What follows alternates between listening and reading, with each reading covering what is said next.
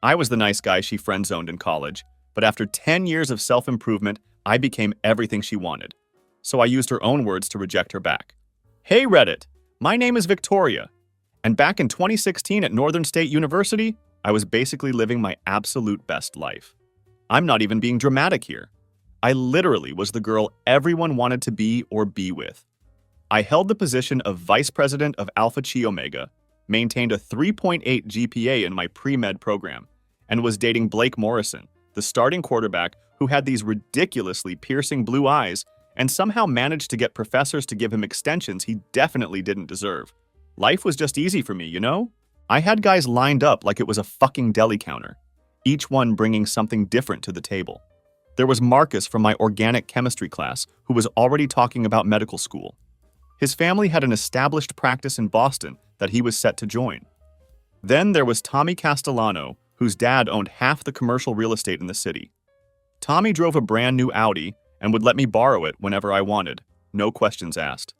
I also had Alex, the musician who wrote songs about me and played them at every coffee shop open mic night within a 20-mile radius. It was honestly embarrassing how much attention I received from guys, but I'm not going to lie. I loved every single second of it. The constant validation, the way heads turned when I walked into a room, the knowledge that I could have my pick of practically anyone I wanted. It felt like the world was laid out at my feet, and I was just waiting to decide which path looked most appealing. Then there was Connor. Sweet, reliable, completely harmless Connor, who somehow ended up in my organic chemistry study group. This guy would show up to the library with coffee for everyone, but somehow mine was always prepared exactly how I liked it. A vanilla latte with an extra shot and just a tiny bit of cinnamon sprinkled on top. He would stay at the library until closing time, even when everyone else had bailed early to go party or hang out. Connor was safe.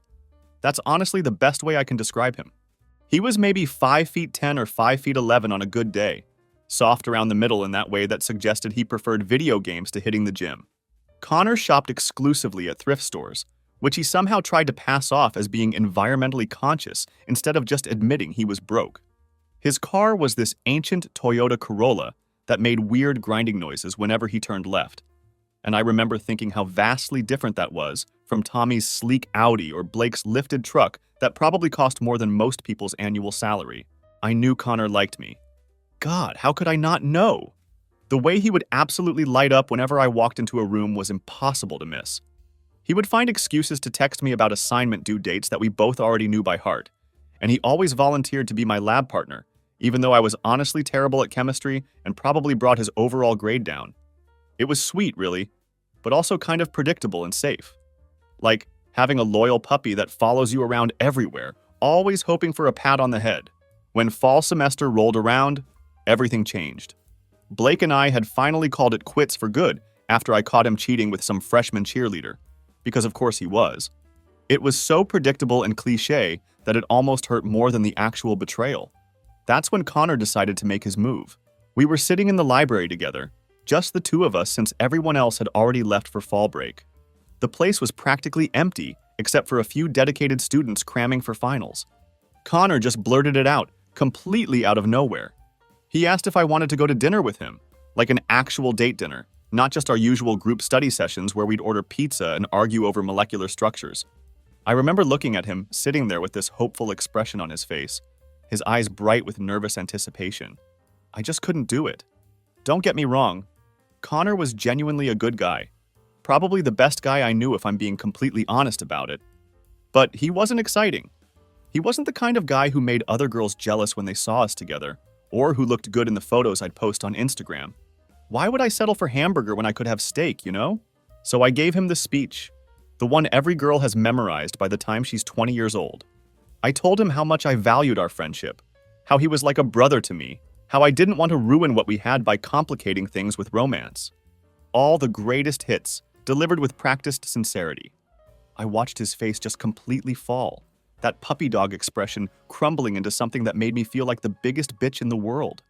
But honestly, what was I supposed to do? Lie to him? Date him out of pity? That would have been even crueler in the long run. Connor's perspective, hey, this is Connor, and getting friend-zoned by Victoria fucking hurt more than I care to admit. But you know what hurt even more than the rejection itself? The fact that I wasn't even surprised when it happened. I had been putting her on this ridiculous pedestal for months, maybe even years, treating her like she was some kind of goddess who might grace me with her attention if I just brought enough perfectly prepared coffee and listened to enough complaints about her boyfriend drama. The moment she said those words, like a brother to me, something just clicked in my brain. Not in a romantic way, obviously, but in this brutal moment of absolute clarity where I realized what a complete doormat I had become. I was that guy, the one who hangs around hoping for scraps of attention, the one who thinks being nice is somehow a currency you can exchange for romantic interest. Christ, I was pathetic, and I finally saw it clearly for the first time. So I did what I should have done long ago. I got the hell out of there. I stopped showing up to study group sessions, stopped being her emotional support human whenever she needed someone to vent to about Blake's latest bullshit. She probably didn't even notice at first, too busy dealing with whatever new drama Blake was putting her through. But honestly, I didn't care anymore.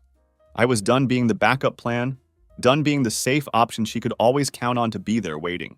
When spring semester ended and graduation finally happened, while everyone else was busy planning their next moves, graduate school applications, corporate job interviews, trust fund gap years, I walked straight into the Army recruitment office and signed my life away for the next 8 years. My parents thought I had completely lost my mind, and my friends were convinced I was having some kind of breakdown. But I knew exactly what I was doing. I needed to become someone completely different from who I was, and the military seemed like the fastest, most effective way to burn down the old version of myself and build something better from the ashes. Basic training was absolute fucking hell. There's no other way to describe it. I showed up soft and weak, nothing more than a college kid who had spent 4 years prioritizing study groups over physical fitness. They broke me down to absolutely nothing. Drill sergeants screamed in my face until their voices were hoarse, putting me through physical training that made me throw up more times than I can count. I learned to shoot weapons I had never even seen before, let alone held in my hands. But here's the thing that kept me going through every moment when I wanted to quit.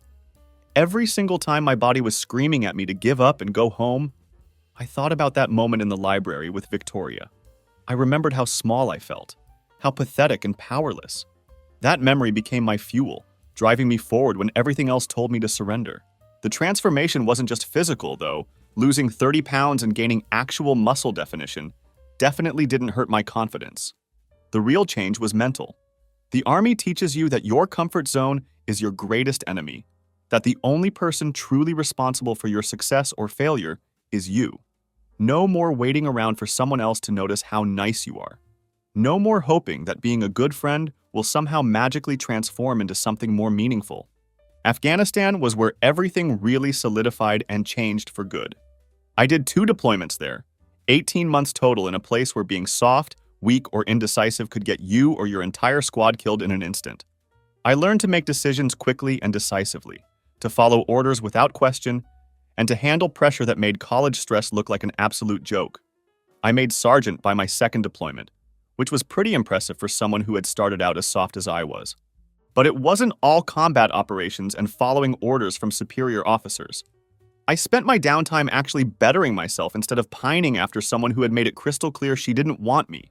I took online courses in business management, learned about investing and financial planning, and started putting away every penny I could save. While my buddies were blowing their entire paychecks on booze and strip clubs near the base, I was methodically building something substantial for my future. I traveled the world during my service, Germany, South Korea, Japan, and dated casually without anything becoming too serious. Most importantly, I learned how to talk to women like they were actual human beings instead of mysterious creatures I needed to worship from a respectful distance. I had relationships that ended naturally instead of never starting because I was too terrified to make a move. I discovered that rejection isn't the end of the world. It's just information, data you can use to move forward. By the time I made staff sergeant in year 7, I was leading squads and training new recruits who reminded me of my former self. 10 years after that humiliating moment in the library, I came home a completely different person. I was now 6'1", 185 pounds of solid muscle, with confidence that came from real accomplishments instead of hoping someone would notice how nice I was being. I had $200,000 in savings, a clear head about what I wanted to do next, and genuine self-respect. The bartending gig at Murphy's was just something to keep me busy and social, while I figured out whether to start the security consulting business I had been planning, or maybe try my hand at teaching. It wasn't a career, it was just a way to stay engaged with people while I made my next move. Victoria's perspective. So fast forward 10 years, and my life had basically become a cautionary tale about peaking in college. I'm 29 years old, working as a marketing coordinator, which sounds impressive until you realize it's basically just schmoozing clients all day to get them to buy overpriced advertising campaigns. My marriage to Nathan, yeah, the lawyer I thought was such a catch when I met him, imploded spectacularly when I caught him screwing his 24-year-old paralegal in our bed, our fucking bed of all places. The divorce was messy and expensive, leaving me with half of what we had built together, which turned out to be nowhere near as much as I thought it would be. Dating at 29 is absolutely nothing like dating at 22, let me tell you. The apps are absolutely brutal, full of guys who lie about their height, their jobs, their relationship status, and pretty much everything else. I've been ghosted by a guy who sold insurance for a living, stood up by someone who turned out to be married with 3 kids, and endured more disappointing first dates than I care to count or remember. I gained weight too. About 20 pounds that settled in all the wrong places, no matter how many spin classes I dragged myself to or how many kale smoothies I choked down. The stress of the divorce, the crushing loneliness, and the gradual realization that I wasn't the catch I used to be, it all just piled on like a heavy blanket I couldn't shake off. Some nights I would lie in my empty apartment, scrolling through Instagram and looking at photos of my college friends with their perfect husbands and their perfect children, wondering where the hell I had gone wrong and how everything had fallen apart so completely. That's exactly the headspace I was in when Lisa and Jennifer dragged me out for girls' night at Murphy's Bar. We used to go there sometimes back in college, but it was different now. Older crowd, more upscale drinks, trying to be sophisticated instead of just a place to get completely wasted on cheap beer. We walked in, and I was expecting Mike, the usual bartender who was probably 50 years old and always tried to water down our drinks to save money. But instead, there was this guy behind the bar who made me do a complete double take. He was tall, probably 6 feet even, wearing a fitted black t-shirt that showed off his arms and shoulders in a way that was impossible to ignore. He had dark hair and this kind of natural presence that made other people in the bar turn to look at him when he moved. He was laughing easily with some customers, completely at ease and confident in his element. I found myself staring like a complete idiot because something about him seemed familiar, but I couldn't quite place where I might have seen him before. Then he turned around and I literally felt my stomach drop to the floor. It was Connor. Connor fucking Peterson. Except this wasn't the soft, harmless guy from my organic chemistry study group who used to bring me perfectly prepared coffee and help me with molecular structures. This was... Jesus Christ, what had happened to him? The transformation was so complete and dramatic that I wouldn't have recognized him if I had passed him on the street. This was a completely different person inhabiting Connor's body. When Connor saw me, he smiled and said hi like we were old acquaintances bumping into each other at the grocery store. Not like someone who had once asked me out and gotten brutally shot down. There was no awkwardness, no weird energy or lingering resentment, just this easy confidence that was completely foreign from the Connor I remembered from college. He asked what I wanted to drink with the same casual professionalism he'd show any customer, made small talk about how long it had been since we'd seen each other, and casually mentioned that he'd gotten out of the army recently and was trying to figure out his next move in life. The army. Of course, that explained everything.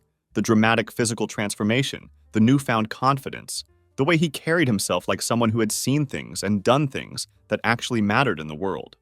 He told me briefly about his deployments overseas, his travels to different countries, how he was bartending just for fun while he decided between starting a business or maybe getting into teaching. The whole time he was talking, I found myself trying desperately to reconcile this person standing in front of me with the guy who used to bring me coffee and help me study molecular structures for hours on end. But here's what really got to me, what completely threw me off balance.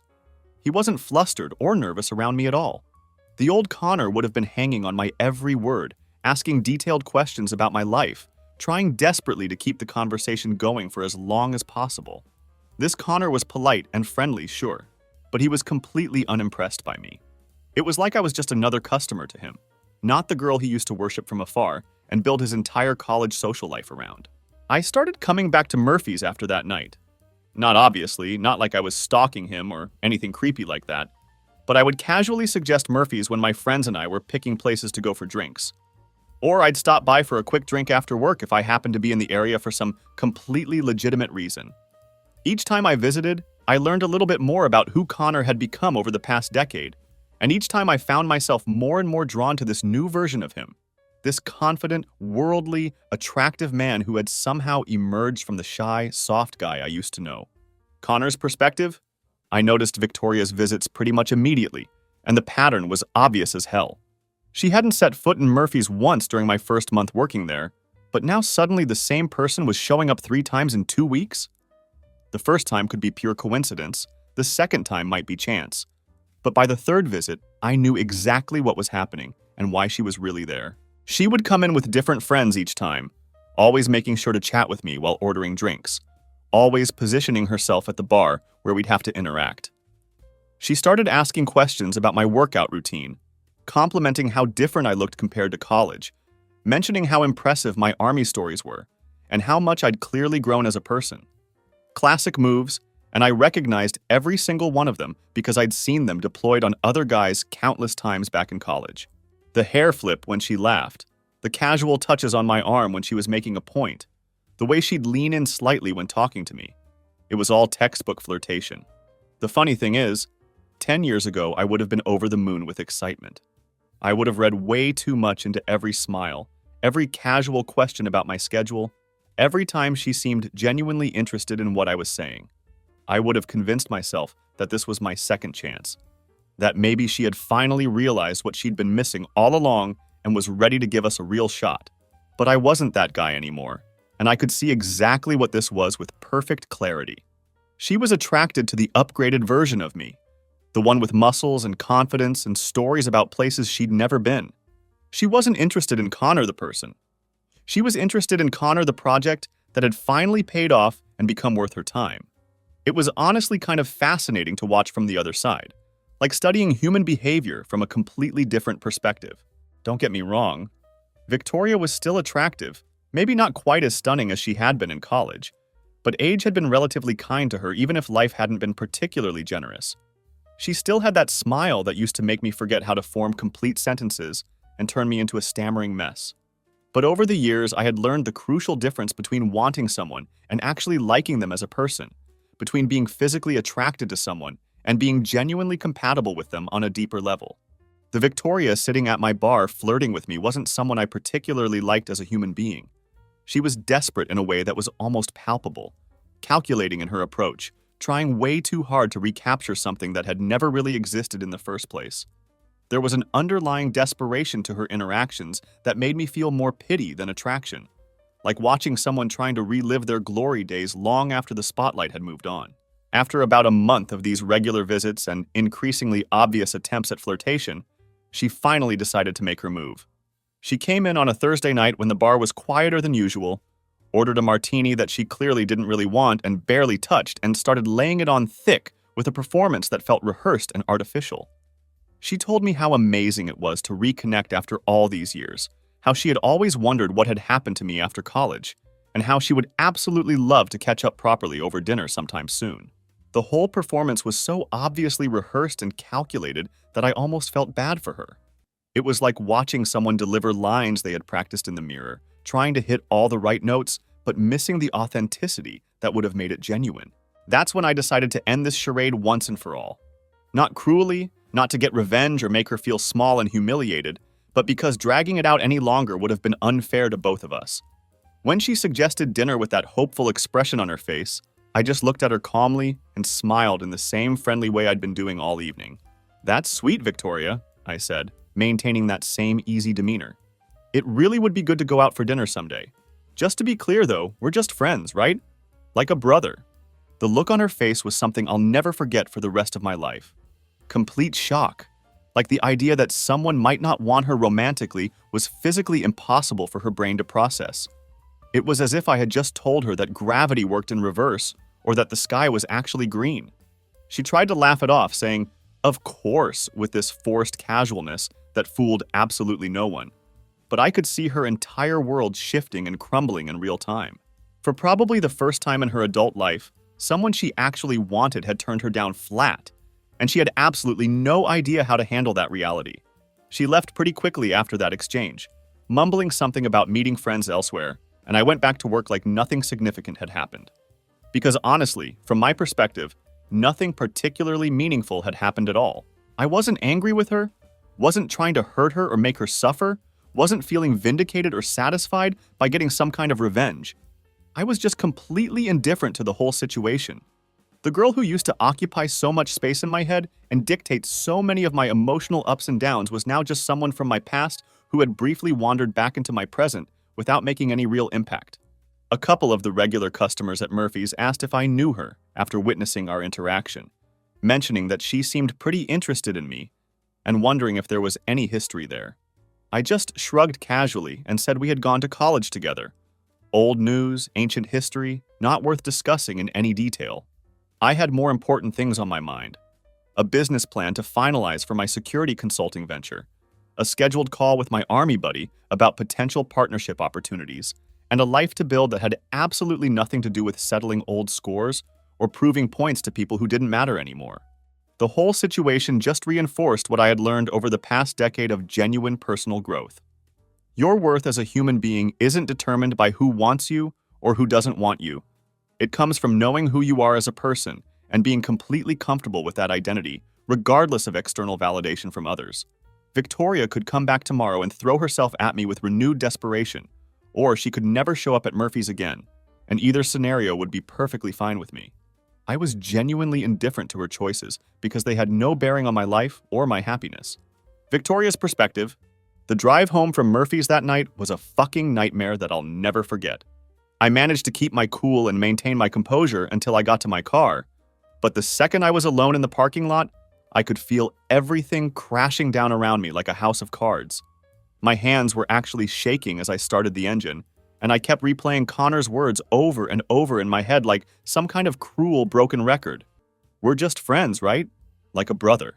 He had said it with that calm, almost amused smile, like he was genuinely enjoying every second of my humiliation. Did Connor fucking Peterson, just friend-zone me? The same guy who used to practically trip over himself to bring me perfectly prepared coffee every single day? The guy who would have sold his soul for one legitimate date with me back in college when I was at my peak. This had to be some kind of sick joke, some elaborate revenge fantasy he had been planning and perfecting for 10 years, just waiting for the perfect moment to execute it. I stormed into my apartment with such force that I threw my purse so hard it knocked over a lamp, sending it crashing to the floor.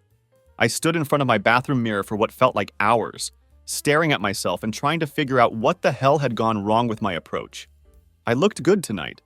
I had worn my black dress that showed off my legs, my makeup was on point, and my hair was perfect.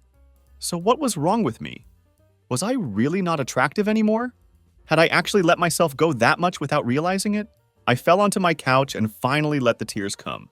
Ugly sobs that I hadn't experienced since my divorce was finalized. The irony wasn't lost on me. I was experiencing exactly what I had put Connor through 10 years ago in that library. Except somehow it felt 1,000 times worse because the roles were completely reversed. Back then, I was the one with all the power, all the options, all the control over the situation. Now, I was just another 29-year-old divorcee getting turned down by a guy I used to consider beneath my standards. I started scrolling through old photos on my phone, essentially torture browsing through college pictures where I looked absolutely fucking incredible. Homecoming queen photos where I was radiant and glowing, sorority formal pictures where I was stunning in expensive dresses, spring break trips where I was tan and skinny and effortlessly beautiful, always surrounded by guys who would do anything for my attention and validation. I remembered how easy everything used to be back then. How men literally competed for me like I was some kind of prize to be won, something valuable and rare that they all desperately wanted to claim.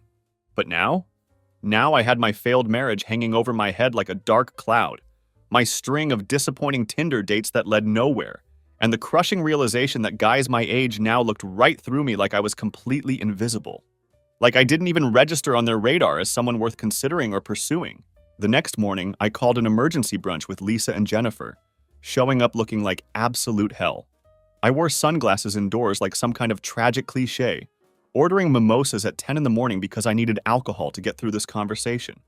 They could tell immediately that something was seriously wrong with me, but nothing could have prepared them for my complete emotional meltdown over Connor Peterson rejecting me. He used my exact words against me, I kept saying, rehashing every single detail of our conversation like I was trying to solve some kind of puzzle. Like he'd been planning it for years, waiting for this moment. How is that even possible? How does someone like Connor Peterson think he can reject someone like me? Lisa tried to be gentle about the whole situation, speaking in that careful tone people use when they're trying not to set off a bomb. Honey, you rejected him when he was sweet and available, and genuinely interested in you. Now he's hot and successful, and probably has plenty of options. You can't really expect him to still be waiting around after 10 years, can you? But that just made me even angrier, because it felt like she was taking his side instead of supporting me. Waiting around? I'm not asking him to wait around for me. I'm offering him what he always wanted back then. What's wrong with that approach? Jennifer was significantly less diplomatic in her response. You're acting exactly like those guys you used to complain about in college. Remember Brad from your economics class? How he kept pursuing you relentlessly after you had already said no multiple times? You called him pathetic and desperate. And that's completely different, I snapped, my voice getting louder and more defensive. This isn't the same thing at all. Is it though? Jennifer pressed, not backing down. Maybe Connor just learned to respect boundaries better than we thought men were capable of back then. Maybe he actually listened when you said no the first time. I wanted to scream at them both because they clearly didn't understand the fundamental difference here. You don't understand, I said, my voice getting louder and attracting stares from other people in the restaurant. This isn't the same thing at all. Brad was a creepy loser who couldn't take a hint and had no social awareness. I'm not some stalker, I'm me. I'm Victoria Morrison. Vic, maybe you should just... Lisa started to say, but I cut her off before she could finish whatever well-meaning advice she was about to offer. Just what? I demanded, feeling my frustration boiling over. Just accept that Connor Peterson thinks he's too good for me now? That some guy who used to worship the ground I walked on suddenly has standards that I apparently don't meet? I was practically yelling now, and other people in the restaurant were starting to turn in their seats to stare at our table. I could feel their judgment, but I was too wound up to care about making a scene in public. Jennifer looked genuinely uncomfortable with my outburst, shifting in her seat and glancing around nervously. Maybe he's just not interested anymore, Vic. Maybe it really is that simple. Not interested? I laughed, but it came out bitter and harsh, nothing like genuine amusement. Please. He's playing some pathetic revenge game because his feelings got hurt 10 years ago. Well, congratulations, Connor. You got your little moment of triumph. Hope it was worth waiting a decade for. The truth was, I couldn't wrap my head around any other explanation that made sense to me. The idea that Connor Peterson could genuinely not want me, that he could look at everything I was offering him and just not care, was completely impossible for me to accept. Guys like Connor don't reject girls like me. They just don't. That's not how the world works, or at least not how it had ever worked in my experience. I finished my mimosa in one long gulp and stood up abruptly, grabbing my purse with more force than necessary. I'm done talking about this, I announced to my friends. He can enjoy his little bartending job and his midlife crisis, or whatever this transformation is supposed to be. When he comes crawling back, and he will, he'll remember exactly why he spent 4 years obsessing over me in the first place. But even as I said those words with as much confidence as I could muster, I knew I wasn't going back to Murphy's.